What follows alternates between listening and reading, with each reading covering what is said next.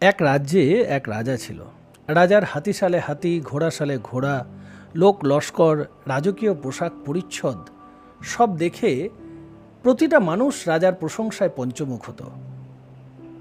ভাবত রাজার মতো সুখী এই পৃথিবীতে কেউ নেই। একদিন ঘটে গেল একটা অঘটন।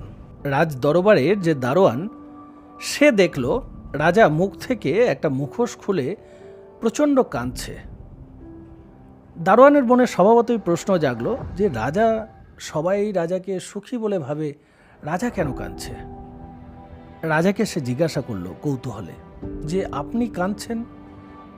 রাজা তখন বলল, সবাইকে আমি আমার যে মুখটা দেখাই সেই মুখটা আমি নই। আমি কিন্তু আমার ভেতরের আর একটা মানুষ, যে কাঁদে, যে প্রতিনিয়ত লড়াই করে, নিজে রক্তাক্ত হয়, নিজে ক্ষতবিক্ষত হয়।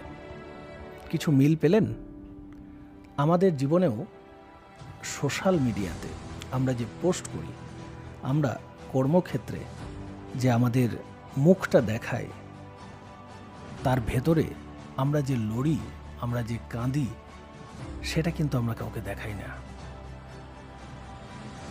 আমরাও আজকে সেই মুখোশের মতোই সোশ্যাল মিডিয়াকে ব্যবহার করছি।